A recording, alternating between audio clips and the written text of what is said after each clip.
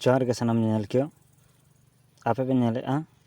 एनज सेरें YouTube channel तो तेहन दिन लै पे जे जाना एप्लीकेशन डाउनलोड करते जुदी अब माने डिपो डिपो ते सेटिंग को बन चेंज केदा परेते बाबन ठीक दाड़ेया कना तखन दबन उइहारेदा जे नोआ एप्स तो इंस्टॉल का माने इंस्टॉल दबा अनइंस्टॉल का डिलीट का घरेते आर इंस्टॉला नौका बांग भावित कते चिकेते ओना सेटिंग बन बाबन चेंज दाड़ेया रहो नवा लेका जहां लेका एहब रे तहें कना उनका चिकेते बन अगुया ओनागिन लैया तो ओना खातिर ते साब कापे आपे मैक्स प्लेयर रे बोलो कते मैक्स प्लेयर रेना सेटिंग कोपे हानते नाते कदा बापे बुझ दाड़ेया कना ताले मैक्स प्लेयर रे अब चला हुयु तबना आर बन लिन थिर का नौका लिन थिर कते जुदी बांग हिजु तपेया ओना लगी दो एटा रकम आरो पद्धति लै पे कना जुदी हिजु तपेया ताले ओना मारांग नेल लेपे तो लिन थिर लिखा निंके ऑप्शन जुदी हिजुआ ऐप इन्फो ऑप्शन हिजुआ आई बटन हिजुआ ताले ओना रे क्लिक हुयु तपेया तारपर लातार रे पे नेल दा क्लियर डाटा तो क्लियर डाटा रे क्लिक करते क्लियर ऑल डाटा रे क्लिक लिखा गया अब मैक्स प्लेयर जहाँ तीन सेटिंग को हानते नाते चेंज करना से बन हानते हिजी बिजी कदा बन बाबन ठीक दाड़े कना ओना जतो नवा उतुरुआ नौका गे सनाम एप्स के यदि माय जियो बन क्लीन थिर करते बन आई बटन बन क्लिक आर बन क्लियर डाटा करते क्लियर ऑल डाटा ताले नवाते आरो माने नवा रे चि लेका तहेना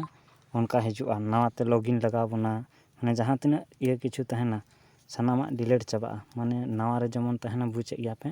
उनका हुयुआ नवाते माने आरो खुले हुयुआ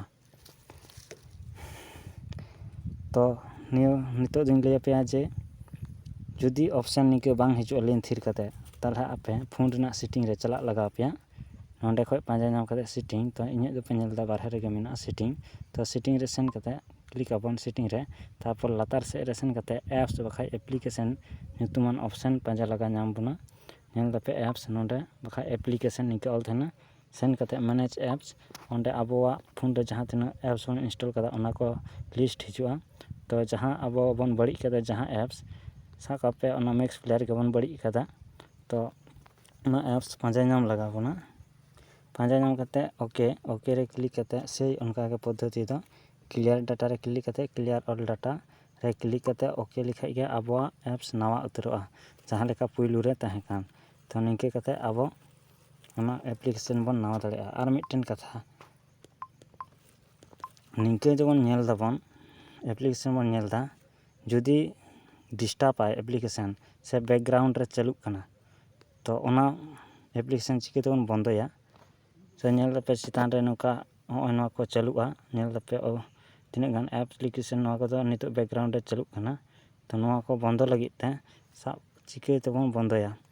तो ओना खातिर ते साका मिटे सीरीज चालुइदा प्ले 18 चालू किदा चालू कते म्यूजिक नसना इन चालुइदा तारपर मिटे सीरीज चालू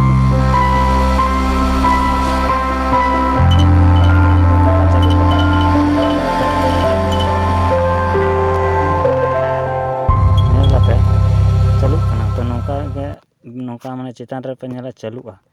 बांग डिलीटवा सारा दिन का अपडेट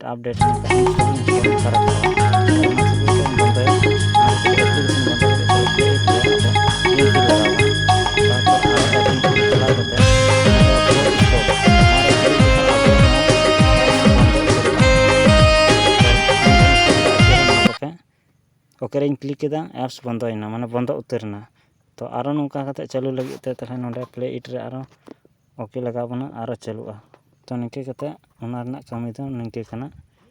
तो मा तले वीडियो दो मारांग कना अडी जस्ती कना एटा वीडियो रे आरो नौका गिन लैया पेया तो जनिक खाय आर मिटन जहाना पे सेड़ा दाड़ेदा तो वीडियो दो नडगिन मुचे तो मा तले